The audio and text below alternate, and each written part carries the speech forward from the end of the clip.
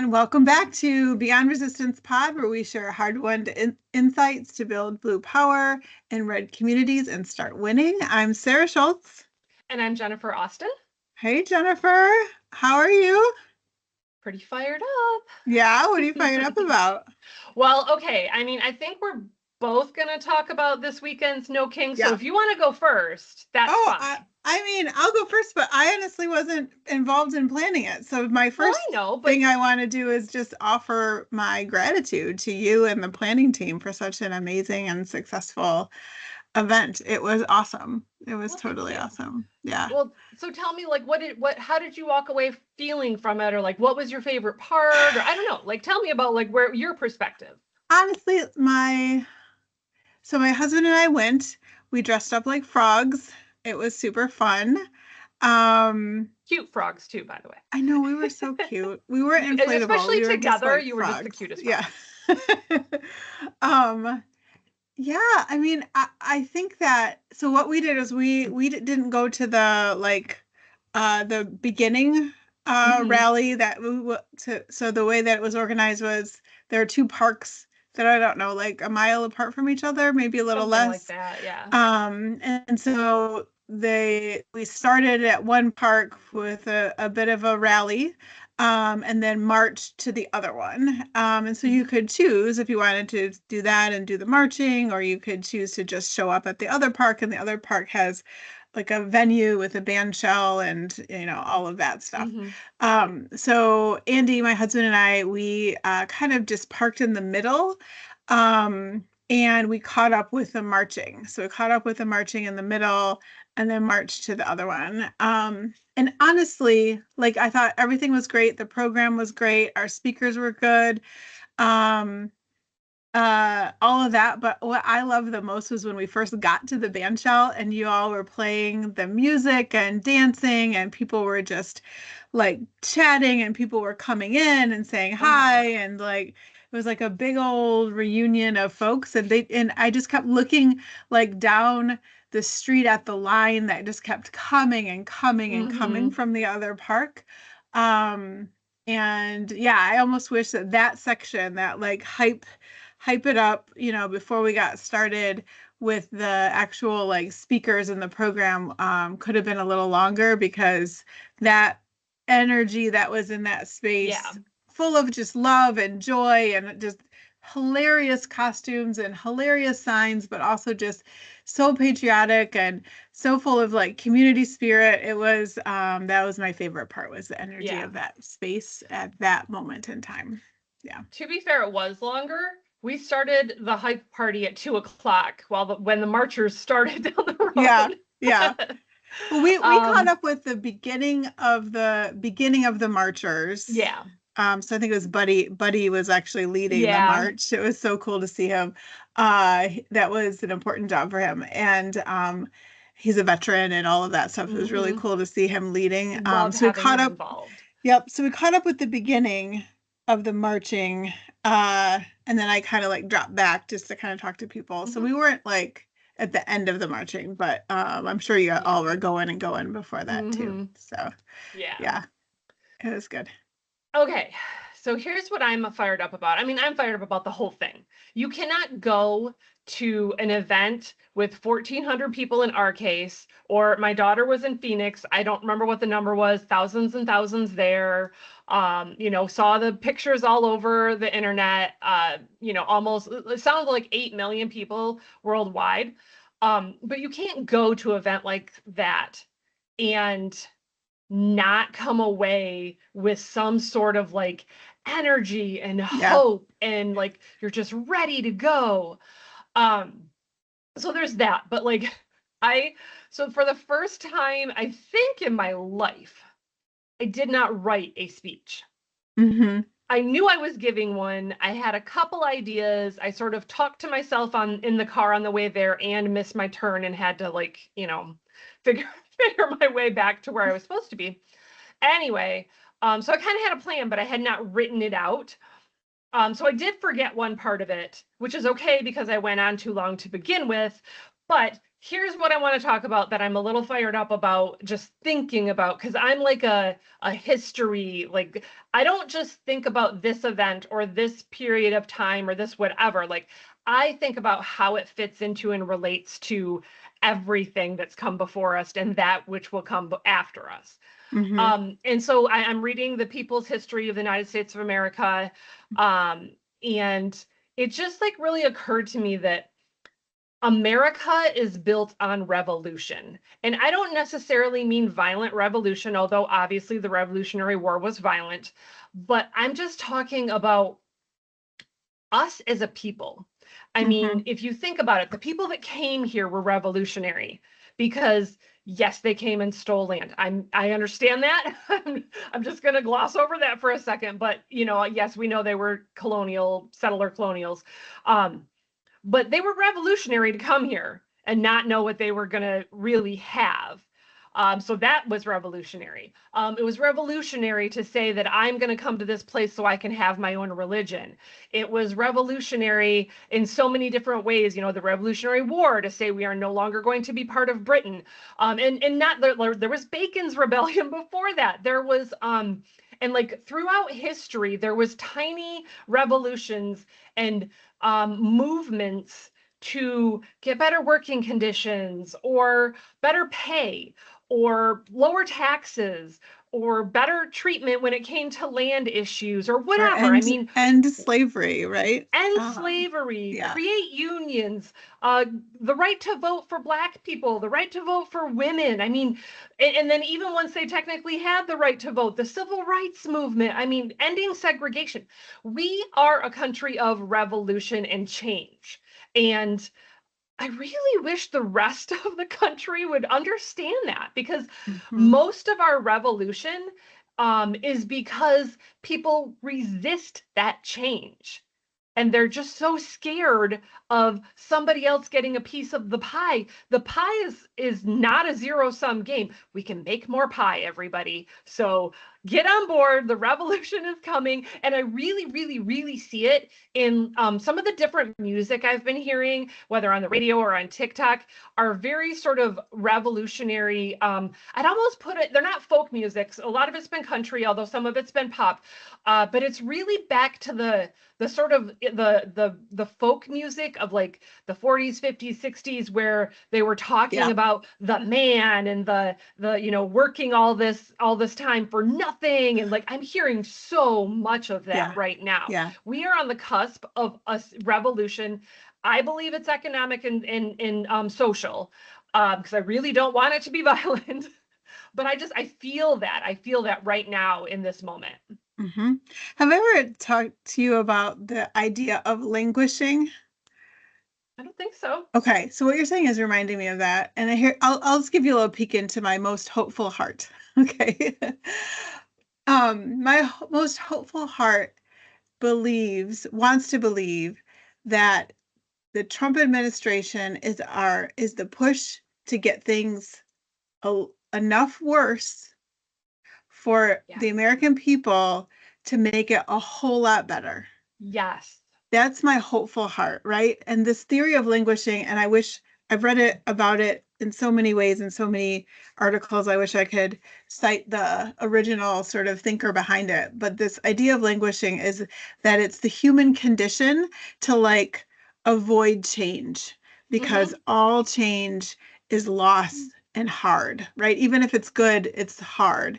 And we as humans would rather or choose to languish in a space of relative security Yeah. and a little bit of comfort, Mm-hmm. and but languish, right? We're not actualizing, we're not meeting our potential, we're not Mm-hmm. having the best possible lives, but we're like have a degree of comfort and security. And as humans, and as just probably animal creatures on the planet, like we are pulled to like languish if Mm-hmm. we feel a degree of comfort and security.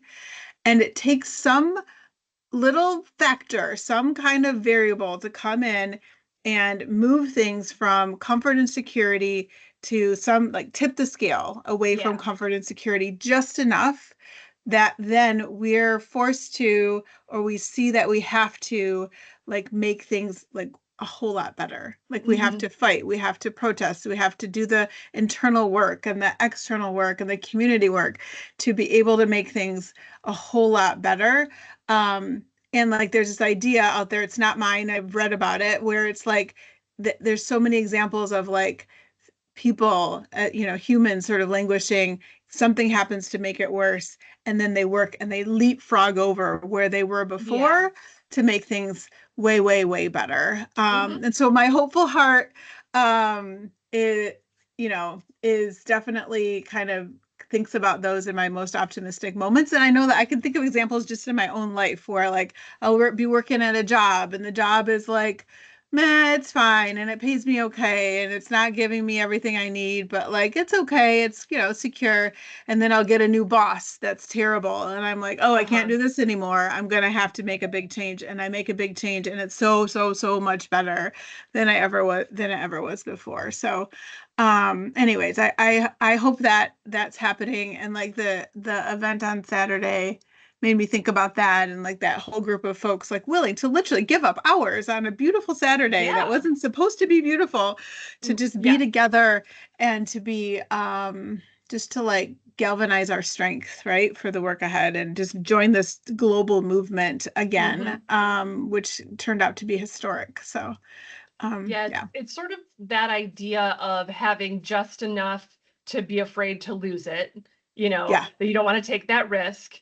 And that's one of the things the People's History talks about is how, whether it's conscious or I don't know. I think it's conscious to some extent, but I also would bet that if you talk to wealthy people, they might not really realize what they're doing. But this idea that the wealthy, they're way up here and all the rest of us are down here, and they'll be like, okay, there's more of them than us, so Mm-hmm. we need a few of them to help protect us. So we'll just, elevate a few of them. Like, okay, they're not wealthy like us, but they could be in the planter, well, Right. plantation class, or they can be in the Yeah. landowner class or Yeah. whatever. Like they'll elevate just enough people, or give them the idea that, well, but if you work a little harder and we'll help you do that, you could be Mm-hmm. one of us. Mm-hmm. And I think that's very much kind of what's been going on. I mean, there's the combination of like the wealthy elites trying to do that. And I don't care what side you're talking about. I think that's both, Yeah. wealthy elites in general, regardless of who you are. Um, but then on top of that, sort of the populist idea of your life is so hard and we can make it better. Yeah. And I just want to, they people just want something to hold on to believe in. And I hope that not only can we give them that, but make it real and not Yeah. have it be just another pie in the sky that disappoints them in the end. Well, yeah, I mean, it's the whole like tyranny of the American dream, right? Where like people will vote against their own best interest today based on the promise that they'll be a billionaire tomorrow. Surely, if they Hmm. work hard enough, Yeah. surely, right? If they keep, working hard enough and then just like stomping on everyone else, then they get to be billionaires eventually. So they're going to vote for in the best interest of the current billionaires because Yeah. it's only a matter of time, right? And that's like intentional, right? And it's insidious that Hmm. that is true because we all know that like not everybody has equal access to the American dream, quote unquote. Yeah. And in fact, only a tiny, tiny percent of us actually get there, and it's all based on privilege and not actually hard work Yeah. or intelligence or whatever. And just a quick math problem for all of you to do at home. There are what, 330 million Americans, I think. I could be slightly wrong on that number, but it's pretty close to that. There's about 400 billionaires in the United Yeah, States. So do yeah. that quick math and tell me what your chances are of joining that class. Yeah, no doubt. No doubt. Anyhow, well, I'm just fired up from Saturday because it was so good to be there. I didn't get to go to the first Snow Kings rally here in Midland Yeah. because I had a family event that day on the other side of the state. So it was awesome to be here. And just personally, like I've been feeling a little like unsettled in my role Mhm. in the community, kind of after being just really out front for a long time. And Yeah.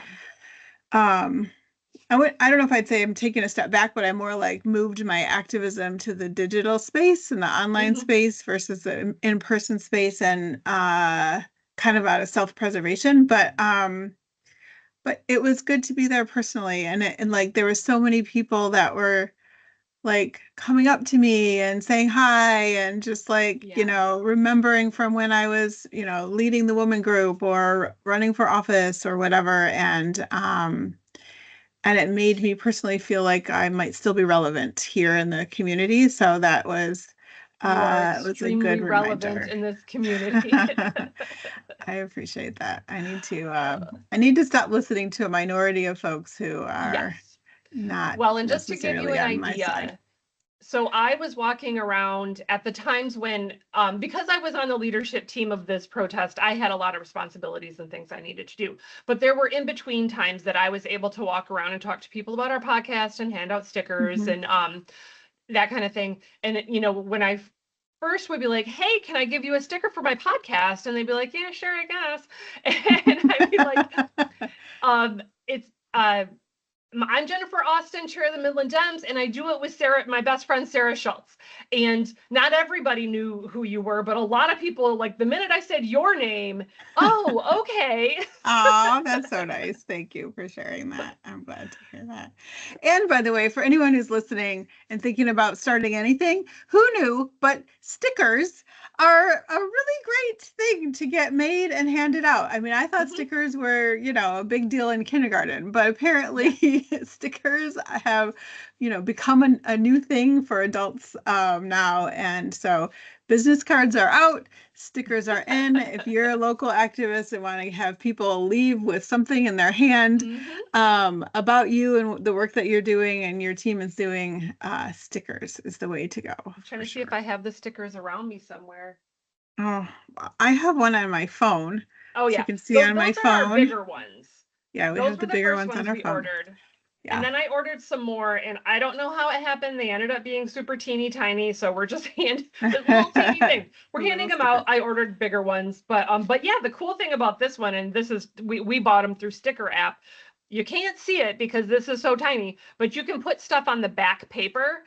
So on the next ones, I just had a QR code Yeah. put on there for our So website. awesome. So awesome. Awesome. Okay, so the other thing I'm fired up about just after the rally, before we get to the actual topic of our of our pod today, is uh the stuff that that I put out into social media after the rally really took off. Hmm. And so that just tells me that there's like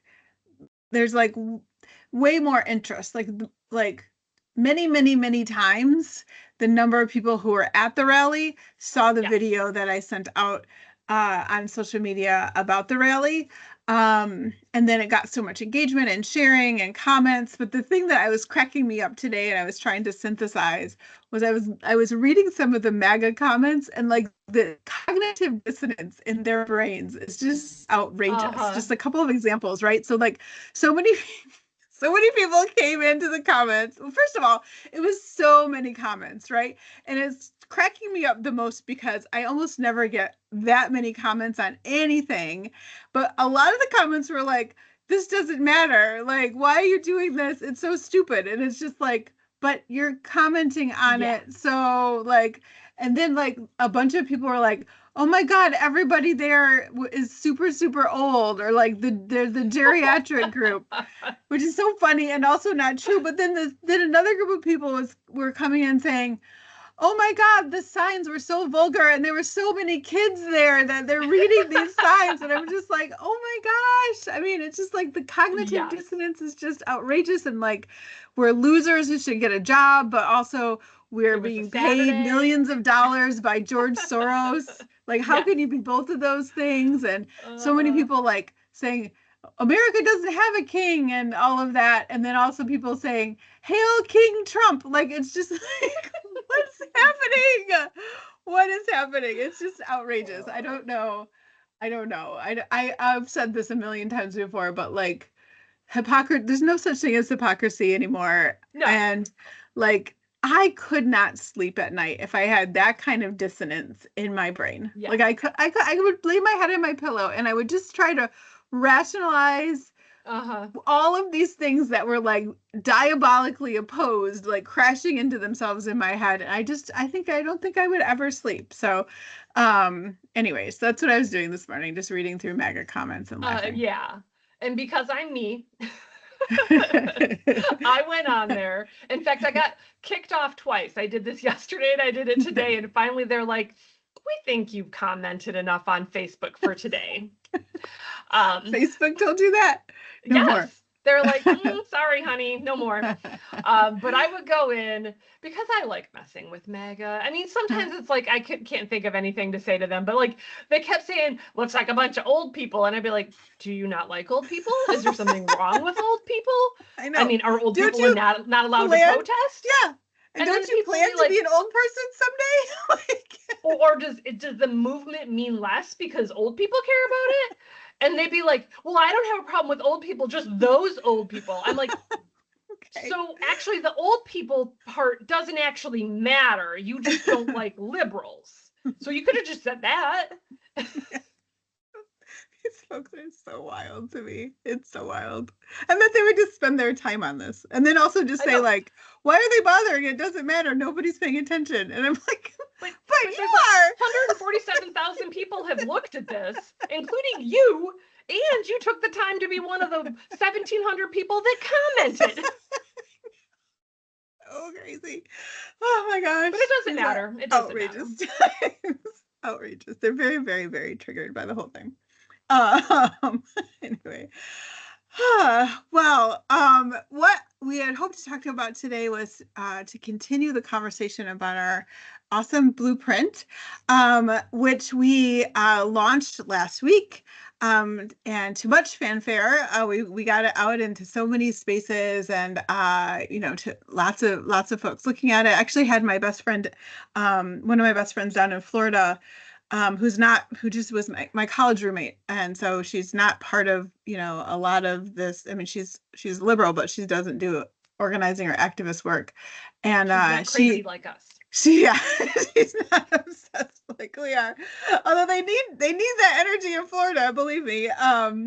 But she sent me a Facebook or a text message and said something like, I just shared your blueprint to a friend of mine whose husband is looking to start some activism down here in Southwest Florida and cool. all of that. I'm like, this is exactly what we're trying to do with this pod and the blueprint and all of that stuff. So that was exciting. The way it's proliferating and what we're able to put out there.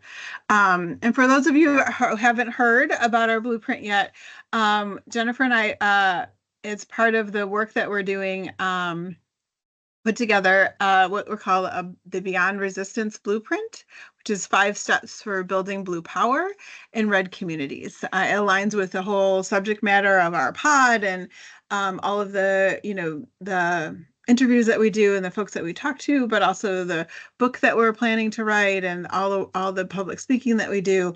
We wanted to be able to put out a tangible resource for folks to just reference that was both, balance like mindsets and ideas with real like action steps. And we're getting a lot of great feedback by that. And last week we talked about the first step, which had to do with thinking about relationships as being transformational and not transactional. And we talked a lot about what that means. And today we wanted to talk about step 2, which has to do with navigating the community power structures in your community specifically to be able to leverage your work and to build your coalitions. So Jennifer, when you think about that step, what comes to mind first for you? Well, so the title of that page is Read the Room, Friend, Understanding and Navigating Community Power Structures. And the first line is power isn't just held in city halls and political parties. And I think that's kind of the key of kind of almost all the rest of it, is that you need to look at your community and figure out what those power structures are. there's, I would say, like, there's in rural communities, you've got like 4-H, or you've got farmers organizations. You'll have school boards or the PTA, or whatever. Here in Midland, one person that I was thinking of when we were talking about doing this is Erin Patrice. She Yeah. has it's called the Breaking Bread Village, and she does like live shows. She has a website, she has information, and I think she goes in to different situations and does I don't know, like reconciliation, or just talks about different Mhm. things. Anyway, I don't know that she's formally trained in any of that. She was just a person that one day started talking to a guy with a gun at a Black Lives Matter protest. Not, he was a counter protester or protecting something. Anyway, and that kind of launched her into this whole thing of like trying to talk to both sides. Um, and like she has become a person of power in the community. So you're going to want to talk to those sorts of people. So there's Mhm. there's all sorts of different ways to look at power that is not just political. Yeah, for sure. And the key here is that this is unique to your community, right? Hmm. You're not all going to have an Aaron Patrice in your Yeah. community. Um, there are traditional sources of power and groups that really kind of move and shape the communities that are similar, like the Rotaries and Hmm. um, the what do they call it? The chambers of commerce and those Yeah. kinds of things that typically are in most communities. But there are also just really powerful and networked and well-known individuals that can open doors when Hmm. you're trying to get started. Um, and like one of those less obvious ones can be your unions and your union leaders and your labor council. So that's a story that I can kind of tell when I first started deciding to be a candidate, right? I had, I'm come from a union household, very kind of pro-union, but I never was involved in the infrastructure Hmm. of unions, never really knew what that was about. And so one of the first things that someone kind of locally was able to do for me is to help me really connect with the people that are in charge of those things, right? And understand just how powerful and how to kind of like build relationships there that Hmm. can be mutually beneficial. And how those things operate, and that just one good example that did was very helpful to me in my campaigns, but has also been very helpful in our community organizing efforts and the efforts around the Democratic Party and all of that stuff to understand how to navigate that. Yeah. So yeah, that was good to know. Yeah. Um, Um, Sorry, I'm picking it up to look at it. Uh,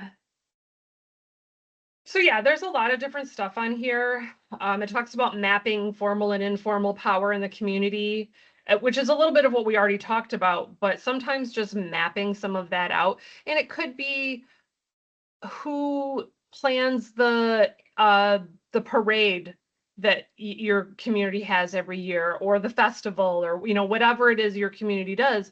Now, one thing I will say is I can see somebody being like, well, but how do I know if they align politically? So if you are a Democratic Party in the state of Michigan, an official Democratic Party in the state of Michigan, you have access to what is called a VAN. It's a voter access network, and you can find out information on different people um, for political purposes. Now, if you're not a Democratic Party, that becomes a little more difficult for you. But just a reminder, because we talked about this at Tuscola, I think, because they were like, well, yeah. so do you guys get donations for your Blue Gala from local businesses? And I'm like, Right. and we said yes. And they said, well, how do you know to approach them? And on the one hand, we don't necessarily, we just go and ask. But Yeah. we do kind of look up like who is an owner of a business, or who, this person that leads the United Way here in Midland, what are they, how do they lean? So we will look that kind of stuff up just to get an idea of like all right, let's start at the top and go for the Mhm. people with the highest DEM score, and see where we can get and work our way down. And sometimes Yeah. those numbers are wrong, but you do what you can with what you got. Yeah. And what you're talking about, Jennifer, is making me just think about being intentional, right? So, like, Hmm. when you're thinking about the power structures in your community, it doesn't have to be like you're a ball in a pinball machine, just kind of like knocking around and just happen to like bump into somebody and you talk to them and it's all super organic. It can be way intentional, right? It can Hmm. be like, you know, literally sitting down with your core team and talking about, you know, who is it that we want to get in front of? And then Yeah. how do we, like, we know that person. Great. How do we power map to that person, right? Yeah. Maybe it's 3 degrees of separation from that person who is like the the chair of the Rotary Club or the president of the Rotary, or maybe he or she's a minister at a really big, progressive church or something like Yeah. that. And you can literally like plan in an intentional way how to power map. I know this person who knows this person who knows Hmm. them really well. And then really just follow your map. Try to get with each person on a step process until you finally you're sitting down with that person that Yeah. you're looking to meet with. So it's there's like a level of intentionality Hmm. that I think we don't think about when it comes to like networking. We think of Hmm. networking as like this organic I process, and you just go to happened a to meet this thing, and person. yeah, and I just like ran into them at the chicken dinner, and we just started Yeah. talking. But it can be very, very intentional, very like data driven, as you're saying, like using information you get from the party about individuals. Um, and the other thing is like, because we're talking about building blue power and red communities, don't limit yourself to only blue spaces, Yeah. right? Or only what's perceived to be blue spaces. If we had done that from the beginning here in Midland, like we would never have gotten anywhere. No. We would have just been still be spinning around with the same 47 people. Hmm. And having, chili cook-offs and all those fun events just for us, Yeah. right? Not necessarily to expand the work that we're doing. So don't make assumptions, right? I think one thing that we found out through the years is that there were so many people who were like closet Democrats or like Hmm. socially super liberal and could not stand the direction of our current representation when it came Yeah. to LGBTQ rights or whatever those issues are, even though maybe outwardly they called themselves Republicans. So being intentional, not making assumptions, giving everyone opportunity to kind of join you in this space is really important when it comes to understanding those power structures in your community. And I will say, we've talked about how we've moved the city of Midland blue, and we recently were fixing our graph to make it prettier to put on a t-shirt. And I just was really looking at those numbers, and I was like, oh, actually, the percentage of voters that voted for the Republicans kind of stayed the same. Mm, Um, it was the percentage of voters that went for Democrats. So that went up, what I say, like 8 points, I think. Yeah, I think we gained 8 points over 3 presidential elections, which is huge, just mhm. absolutely huge. And that was, and the number of voters went up. So more people were voting.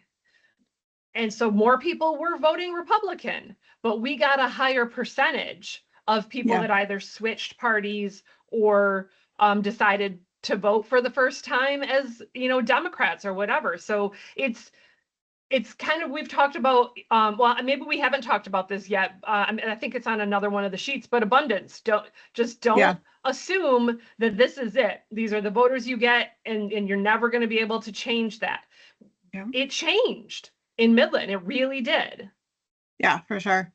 And I guess the last thing there's a lot more on the blueprint on this topic, but the last thing that's coming to my mind is really around asking questions, right? Like you Hmm. might think you know the power structures in your community and how to like navigate them, but you might not be super versed in the Black churches in the Yeah. community and how and who's sort of like who are the movers and shakers in that kind of section of the community, and asking questions about that, just really like being very open to understanding more and like checking your own perspective and bias when it comes to all of that, and being willing to like change your mind when you get more information when it comes to the community, and how the networks are set up is really important. So one of the things we talk about in the blueprint on the timeline section is starting to kind of in the second quarter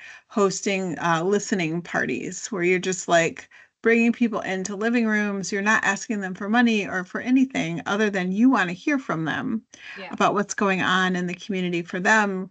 What are the issues that they hold in their hearts? And then really you can ask people to like connect you to some other people, right? And literally ask them to introduce you to so and so, right? If you are power mapped to somebody, you can on your way there, you can say, I really need you to introduce me to your friend. I know that they're this person. Can you send an email today? Right? All I'm asking is for an introduction. It does not have to be organic. It can be very, very intentional and very data driven. Yeah, and I like you keep saying intentional, and I think that's a much better word because I'm sure some people are like, that sounds so calculated. It is. That's politics. If you want to make inroads, you have to intentionally figure out how to do it, and you have to go for it. And I want to go back to another thing you said about on the listening parties about listening. You know, it's not you asking for money or telling, I mean, you do end up introducing yourself and saying a little about yourself when you're a candidate or if it's your organization, whatever. But one thing that I really want candidates especially, but really anybody doing this work to understand, it's so much more about listening and connecting with what other people need and helping them to feel like, one, you're listening, two, you care, and three, you're taking it in and you're going to try to do something about it. Because if you're just going to something so that you can be up there in front of people and be the loud voice in the room, you're going to turn everybody off. That's not, they don't want to be part of this so they can listen to speeches all the time. They want to be able to have their voice heard. 100%. I mean, I think that your community smells insincerity a mile away, right? And you know, you might have a inspirational speech that can get you only so far, and then you come back and you got to be a real person. It's the only thing that works. And being intentional about building relationships and navigating the power structures is not being insincere. You can have all the sincerity in the world while you're getting to know folks and inviting them to join whatever causes that you care about. But you know, it just is much, you can do it in a much more expedited and efficient way if you take the time to be intentional about it. Yeah. So that's step 2. Stay tuned in the next couple of weeks for step 3 on our blue book, our blueprint, and check out our website, www.beyondresistancepod.com. Jennifer's been doing a fabulous job on the website. I can't take any credit for it at all. You started it. I like did the back office stuff, and then I was like, okay, here you go. Make it pretty. Yeah, there's a lot of great stuff on the website, everybody. You know, there's our blueprint. You can download it. We have some graphics for what we call our resistance tool belt, which is just different ways that you can be an activist in your community. And there are graphics that you can download, and you can use them on social media or whatever it is that they're free. You use them as you want. Yeah, there's just a lot of stuff on there. I'm working on a Patreon. I keep saying it wrong, and my son's like, ugh, Mom, because of course they know more about this stuff than I do. But yeah, I'm working on that. It's just trying to figure out, because most of the Patreons are like, if you become a subscriber, you can get ad-free podcasts. And I'm like, we already have an ad-free podcast because we can't get ads on here yet. So yeah, I don't know what it's all going to turn out to be, but I'm working on it. That's coming soon. And you know, by the way, Jennifer and I, we don't get paid for this. We do have expenses, personal expenses, things that, you know, are just necessary in order to do this work that we'd love to be able to cover. And we're working on just creating a vehicle for that. Um, and the important thing is that we're just taking the learnings that we've had over the years we've been doing this in Midland, Michigan, to flip the city that we live in from red to blue, and so that other communities in similar places can do the same. So working on some of that foundational stuff to be able to continue this work. So you can all help us by liking, sharing, commenting on our social media, following us on social media, subscribe to our podcast on whatever is your favorite platform, leave us a review.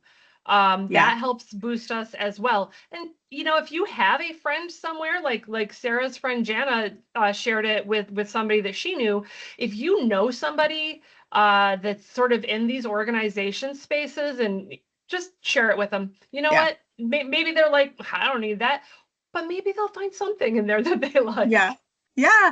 And a personal request, if you are a listener and we run into each other out in the world, or you kind of run into me in the digital space, just let me know that you're paying attention, that you're listening to this. It just feels really good to know that the work that we're doing every week to put this message out is getting to folks. So I really appreciate that. And we do a presentation. We'll come to some places. I don't know if we're going to make it to the UP, Michiganders, but we'll see. We're making some plans to go to some different places in northern Michigan, but we can also do it on Zoom. So if you have an organization anywhere in the country that you would like to have us do a presentation, let us know. We can figure it out. And Sarah, I forgot to tell you, I was looking at our distribution. We have listeners in Australia, Singapore, New Zealand, Ireland. Awesome. Most of them are America, but literally I'm like, oh my gosh, we have them all over the world. Cool. That's so cool to hear. That's so cool to hear. Well, Jennifer, I have a closing question today. Okay. And it's something that Ella, my daughter, and I were talking about this morning. So actually, not this morning, just a couple hours ago, because I asked for our meeting today to record the pod to be pushed off by 10 minutes because I started making hard-boiled eggs and I didn't give myself enough time to finish them.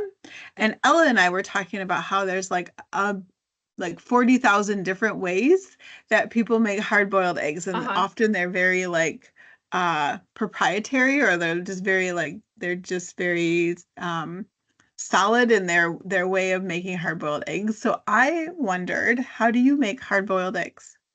Okay, so this is how I used to make them. I would put the water in the pan. I might sneeze in the middle of this. Put all the eggs in. Shoo! And then I would turn the oven on, or turn the stove on. And as soon as it started just getting a little bit of boil, I would put 10 minutes on. And then I immediately take them out.